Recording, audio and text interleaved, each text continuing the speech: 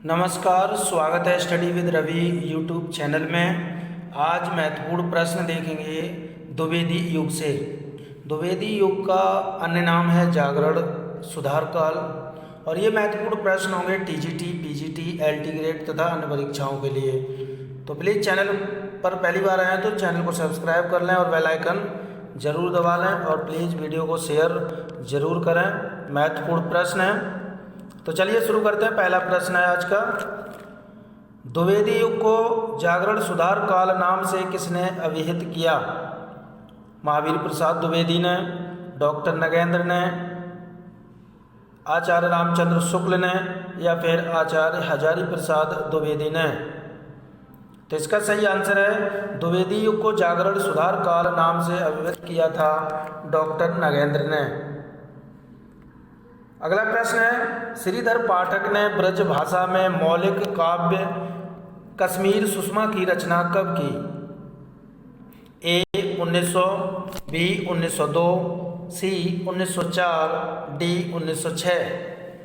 तो इसका सही आंसर है ऑप्शन नंबर सी 1904 में श्रीधर पाठक ने ब्रज भाषा में अपनी मौलिक काव्य कश्मीर सुषमा की रचना की थी।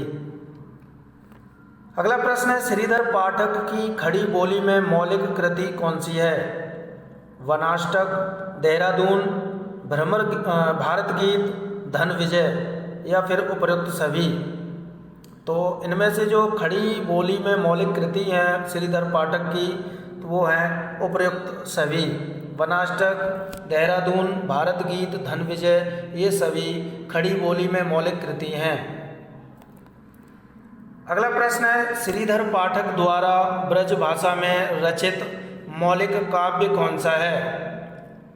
कश्मीर सुषमा, मनोविनोद, ए और बी दोनों या उपयुक्त में से कोई नहीं? तो इसका सही आंसर है ऑप्शन नंबर सी, ए और बी दोनों। कश्मीर सुषमा और मनोविनोद ये ब्रज भाषा में रचित मौलिक काव्य हैं। अगला प्रश्न है, श्रीधर पाठक द्वारा खड़ी बोली में रचित प्रथम कविता कौन सी है? भारत गीत, सांध्य अटन, गुणवंत हेमंत, उपयुक्त में से कोई नहीं? तो इसका सही आंसर है ऑप्शन नंबर सी, गुणवंत हेमंत। ये श्रीधर पाठक की खड़ी बोली में प्रथम कविता है। अगला प्रश्न है, किस लेखक ने गद्य और पद्य दोनों के लिए खड़ी बोली में सामान्य बोलचाल की भाषा को प्राथमिकता देने की वकालत की? श्रीधर पाठक ने, महावीर प्रसाद द्विवेदी ने, अयोध्या सिंह उपाध्याय हरिऔध ने या फिर डॉक्टर नगेंद्र ने? तो इसका सही आंसर है option number B, Mahavir Prasad Dwivedi ने गद्य और पद्य दोनों के लिए खड़ी बोली में सामान्य बोलचाल की भाषा को प्राथमिकता देने की वकालत की थी। तो अगला प्रश्न है, अयोध्या सिंह उपाध्याय हरिऔध को आधुनिक काल का सूरदास किसने कहा? रामचंद्र शुक्ल ने, महावीर प्रसाद द्विवेदी ने, हजारी प्रसाद द्विवेदी ने या फिर डॉक्टर गणपत चंद्र गुप्त ने? तो इसका सही आंसर है आधुनिक काल का सूरदास कहा है हरिऔध को, ये कहा है option number D, doctor Ganpat Chandra Gupt ने। अगला प्रश्न है, अयोध्या सिंह उपाध्याय हरिऔध ने कितने प्रबंध काव्य लिखे? 3, 5, 6 या फिर 4? तो इसका सही आंसर है ऑप्शन नंबर ए, 3। प्रिय प्रवास ये 1914 का है और पारिजात 1937, वैदेही वनवास 1941। प्रिय प्रवास में सर्गों की संख्या है 17 और पारिजात में सर्ग हैं 15, वैदेही वनवास में सर्गों की संख्या है 18। अगला प्रश्न है, खड़ी बोली हिंदी का प्रथम महाकाव्य माना जाता है? प्रिय प्रवास, पारिजात, वैदेही वनवास या फिर कृष्ण शतक? तो इसका सही आंसर है खड़ी बोली हिंदी का प्रथम महाकाव्य माना जाता है ऑप्शन नंबर ए प्रिय प्रवास। अगला प्रश्न है, इनमें से कौन सी रचना अयोध्या सिंह उपाध्याय की नहीं है? प्रेम प्रपंच, रसिक रहस्य, बोलचाल या फिर सिद्धराज।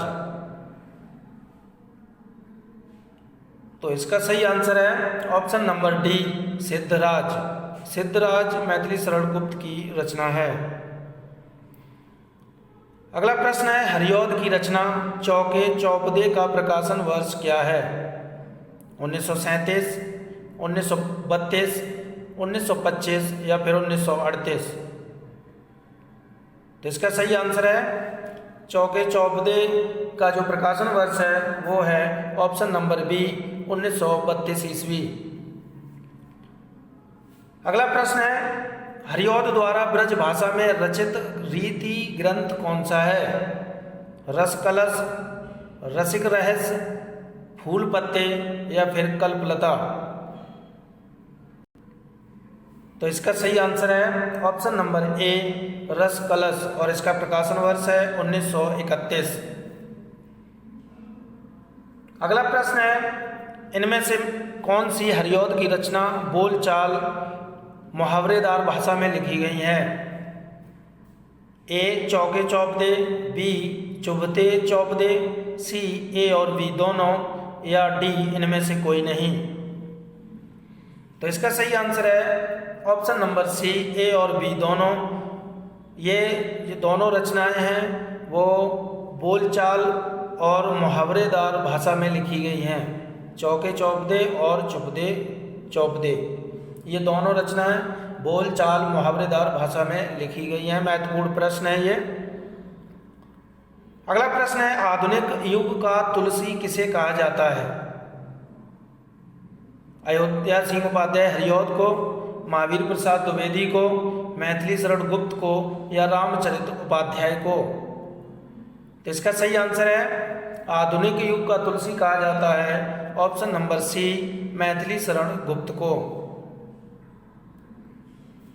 अगला प्रश्न है, इनमें से मैथिली शरण गुप्त की रचना का प्रकाशन वर्ष सही सुमिलित नहीं है।